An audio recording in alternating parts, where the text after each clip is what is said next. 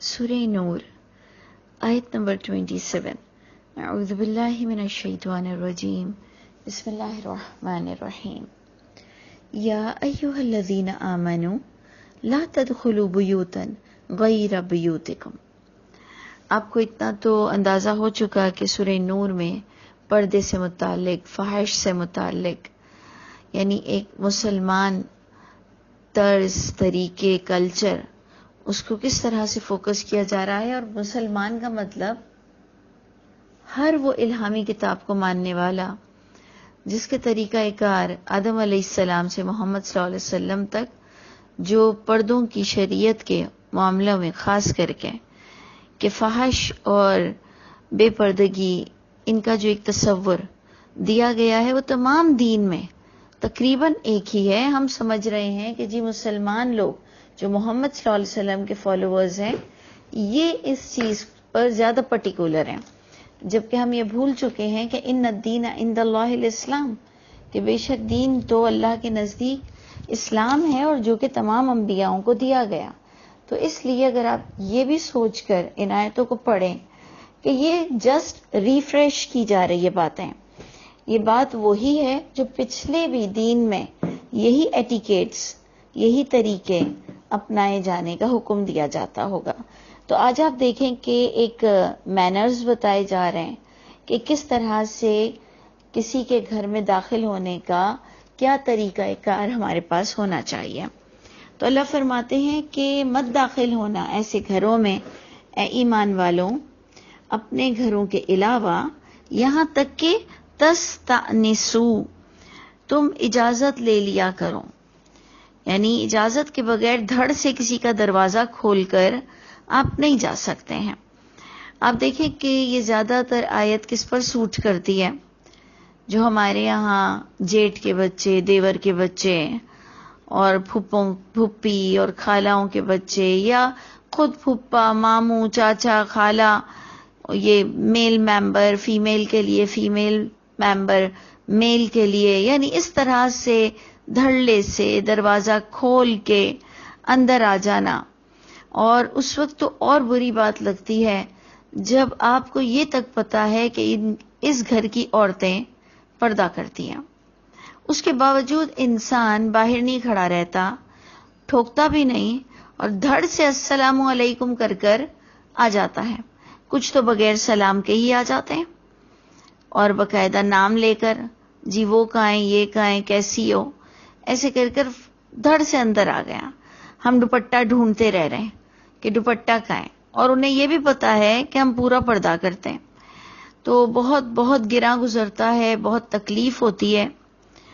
کم از کم جو پردہ کرتا ہے اسے تو بڑی تکلیف ہوتی ہے کہ اتنا بھی تمیز کسی نے نہیں سکھائی آپ کو، اور آپ اپنے آپ کو تو برا کرتے ہیں، آپ اپنے بڑوں کو بھی برا کرتے ہیں کہ آپ کے ماں باپ نے آپ کو یہ تمیز نہیں سکھائی کہ آپ کسی کے گھر میں آؤ تو 2 گھڑی باہر کھڑے رہ جاؤ، اور جب تک کہ آپ آوازیں دے کر ان سے اجازت نہ لے لو. اور آپ کو اتنا تو آداب کا خیال ہوگا کہ کم از کم وہ دوپٹہ اوڑھ لے. تو یہ کم از کم مجھ پر تو بہت گراں گزرتی ہے کہ اتنے سالوں سے انسان جانتے ہوئے بھی بغیر اجازت لیے دروازہ کھول کر آ جاتا ہے. بلکہ یہاں تک ہوا ہے کہ لوگ کہتے ہیں ہم آپ کے گھر آئے، پورے کمروں میں آوازیں دے دے کے چلے گئے. کہاں تھے؟ کیونکہ ہمارے گھر کھلے ہوتے ہیں، کچھ لوگوں کے گھر کھلے ہوئے نہیں ہوتے ہیں، کچھ لوگوں کی کنڈی دلی ہوئی نہیں ہوتی ہے، لاک نہیں ہوا ہوتا ہے، وہ اندر موجود ہوتے ہیں. تو کسی بھی سچویشن میں آپ کو داخل ہونے کی تو دوسروں کے گھروں میں بالکل بھی اجازت نہیں ہے، نہ مرد کو نہ عورت کو. تو آپ ادھر دیکھیں کہ یہ قرآن کا قانون ہے، اور یہ آیت بن چکی ہے، اور جو اس آیت پر عمل نہیں کرتا وہ کفر کرتا ہے. تو آپ غور کریں کہ یہ کفر اگر آپ اور میں کرتے ہیں تو اچھی بات نہیں ہے کہ کہیں ہم گناہگاروں میں نہ اٹھیں. اور وہ بھی اتنا بڑا حکم کہ اللہ تعالیٰ فرماتے ہیں اے ایمان والوں، مت داخل ہونا گھروں میں سوائے اپنے گھروں کے.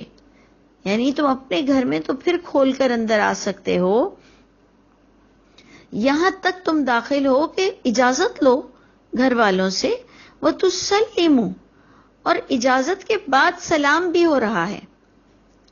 تو اس لیے پلیز بہت خیال رکھیں کہ سب ایک دوسرے کا خیال رکھیں. اس سے میں تو سمجھتی ہوں کہ آپ خود بہت بڑے گناہگار ہوتے ہیں، دوسرے تو کم ہوتے ہوں گے جن کی آپ نے بے پردگی کی، وہ شاید اس وقت تو کم گناہگار ہوگا، بلکہ گناہگار ہی نہیں ہوگا، لیکن اسے بہت گراں گزرتا ہے. تو اللہ تعالیٰ کی یہ آیت ہے، سورہ نور کی آیتیں ہیں، اور اگر آپ کو یاد ہو تو آپ نے پہلی آیت پڑھی تھی کہ یہ ایک سورت ہے اور فرض کیے ہیں ہم نے اس سورت کے احکامات کو، جبکہ اللہ تعالیٰ فرماتے ہیں ان الذی فرض علیک القرآن، بے شک وہ ذات پاک نے آپ صلی اللہ علیہ وسلم پر قرآن کو، مکمل قرآن کو فرض کیا ہے.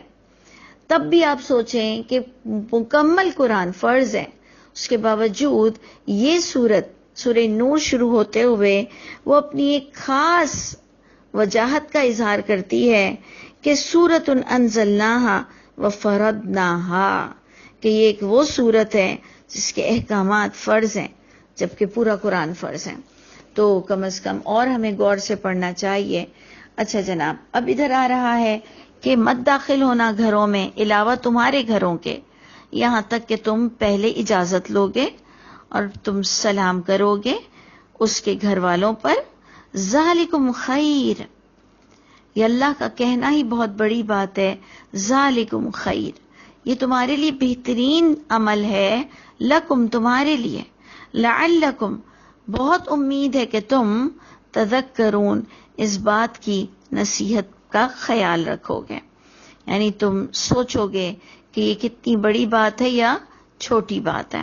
نمبر 2، اب اللہ تعالیٰ جب وہی ایٹیکیٹس گھر میں داخل ہونے کے بتا رہے ہیں تو اب اسی سے لنک کرتی ہوئی دوسری بات ہے فَإِن لَمْ تَجِدُوا فِيهَا، پس اگر نہیں تم پاؤ اس گھر میں، احدن، کسی ایک کو بھی نہ پاؤ، فَلَا تَدْخُلُوهَا، مت داخل ہونا اس گھروں میں. یہ دیکھیں اوپر ہی کی آیت نے یہ بات تو واضح کر دی تھی کہ حتیٰ سے ہی یہ بات واضح ہو چکی تھی کہ تم اس گھر میں اس وقت تک داخل نہیں ہو سکتے یہاں تک کہ اجازت لے لو. لیکن سوچیں کہ بات کتنی سینسیٹیو ہے اور اس کو ہر اینگل سے سمجھانا کتنا ضروری ہے، اور اسے ہم نے پریکٹیکلی کر کے دیکھا کہ بہت اذیت ہوتی ہے اور بہت برا لگتا ہے جن لوگوں کو یہ تمیز نہیں ہے. تو آپ دیکھیں کہ دوسری آیت نے وہی پہلی والی آیت ہی کو بریف کیا کہ اگر نہیں تم پاؤ اس میں کسی ایک کو بھی، داخل نہیں ہو سکتے ہو تم اس گھروں میں، حتی یؤذن لکم، یہاں تک کہ اجازت مل جائے تمہیں. دیکھ لیں، حیرت کی بات ہے، وہی چیز کو دہرایا جا رہا ہے. اب آ رہا ہے تھرڈ پوائنٹ، وَإِن قِيلَ لَكُمْ، اور اگر کہا جائے تمہارے لیے، ارجعوا فرجعوا، اگر کہا جائے کہ لوٹ جاؤ، پس لوٹ جایا کرو. ہوا ازکی لکم، یہ زیادہ پاکیزہ ترین طریقہ ہے تمہارے لیے. اب آپ خود سوچیں، ویژولائز کیجئے کہ کوئی آپ کے دروازے پر آیا ہو اور قرآن کہہ رہا ہے کہ اگر کہا جائے لوٹ جاؤ تو لوٹ جاؤ.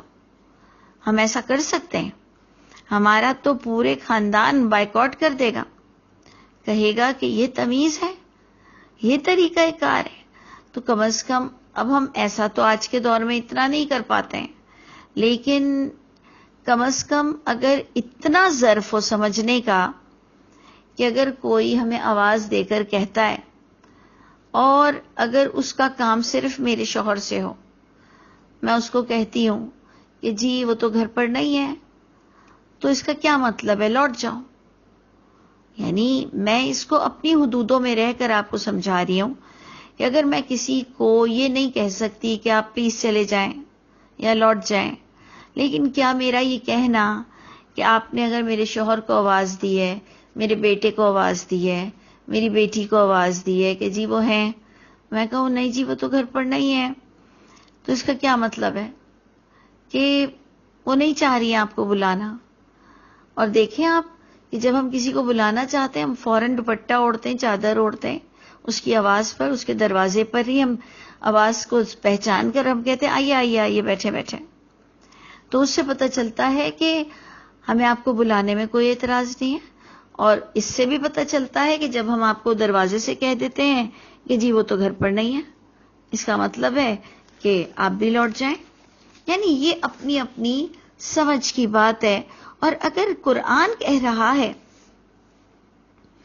تو یقیناً یہ جائز بھی ہے اور اس میں کوئی برا لگانے والی بات بھی نہیں ہے. اور میں آپ سے ملنا نہیں چاہ رہی ہوں. کیوں نہیں ملنا چاہ رہی ہوں؟ کسی بھی وجہ سے. کتنے شوہر ایسے ہوتے ہیں جو ہمارے کسی کازن سے یا کچھ لوگوں سے ہمیں اکیلا بیٹھے ہوئے دیکھنا انہیں گوارا نہیں ہوتا. کچھ لوگ کہتے ہیں کہ میں جب نہیں تھا تم نے ان کو کیوں بلایا؟ تو ہمیں اللہ نے جو ایک عقل دی ہوئی ہے اور جو یہ آیت آ رہی ہے کہ اگر کہا جائے لوٹ جاؤ تو لوٹ جاؤ. یعنی اللہ ہمیں کہہ رہے اتنا تمہارا دماغ مطلب براڈ مائنڈڈ اتنے تم ہونے چاہیے. مطلب تمہارے اندر کجی یا تکلیف یا تمہارے اندر برے خیالات نہ آئیں کہ اس نے میرے ساتھ ایسا کیوں کیا. یہ آپ دیکھیں آیت آ رہی ہے، اس لیے میں اتنے ٹھہر ٹھہر کر بتا رہی ہوں کہ یہ آداب ہیں. یہ آداب ہیں درمیان دو مسلمانوں کے. یہاں کوئی کافر اور مسلم کی بات نہیں ہو رہی ہے. یہاں دو مسلمانوں کے گھروں میں. کون آپ کے گھروں میں آتا ہے؟ آپ کا اپنا ہی آتا ہے. کوئی غیر کو آپ گھر میں نہیں بلاتے ہیں. تو اس لیے آپ سوچئے کہ کتنا ہمارے دماغ میں اسپیس ہونا چاہیے. پھر اللہ فرماتے ہیں کہ اگر وہ کہے لوٹ جاؤ تو لوٹ جاؤ. یہ پاکیزہ ترین طریقہ ہے تمہارے لیے. واللہ بما تعملون علیم. اور اللہ تعالیٰ بسبب جو تم عمل کر رہے ہو اللہ پوری طرح سے تم سے واقف ہیں، جان رہے کہ تم کسی مہمان کی بے عزتی کرتے ہو یا تمہارے مد نظر کوئی اور مسئلہ ہے یا کوئی اور بات ہے جس سے تم اس مہمان کو ابھی اندر بلانا نہیں چاہ رہے ہو. آگے دیکھیں بات کو کنٹینیو کرتے ہوئے کہ لیس علیکم جناح، نہیں ہے تم پہ کوئی گناہ، ان تدخلوا بیوتا، یہ کہ تم داخل ہو سکتے ہو ایسے گھروں میں غیر مسکونۃ، جہاں پر کوئی رہتا نہ ہو. غیر مسکونۃ، وہاں تم بغیر اجازت کے داخل ہو سکتے ہو. ہے وہ مکان، آپ غور کریں کہ لیس علیکم جناح، ایک تو پوائنٹ مارک کریں جناح آ گیا. یہ جناح نے مجھے بہت کچھ سمجھایا. جیسے قصر نماز کے ٹاپک پر آتا ہے کہ تم پر کوئی گناہ نہیں کہ اگر تم صلات کو قصر کرو اگر دشمن تمہیں فتنے میں ڈال رہے ہوں. تو اس کا مطلب اگر دشمن کا کوئی خوف نہ ہو تو نماز کو قصر کرنا کسی بھی سفر میں گناہ ہے. اللہ تعالیٰ ان سنسیئر لوگوں کو کہہ رہے ہیں جو خوف میں بھی قصر کرنے سے ڈرتے تھے اور گناہ سمجھتے تھے. اللہ نے کہا نہیں کوئی گناہ نہیں کہ اگر تم ایسا سفر کر رہے ہو جس میں دشمنوں کے خوف کا اندیشہ ہو تو شارٹ کر لیا کرو نماز، گناہ نہیں ہے.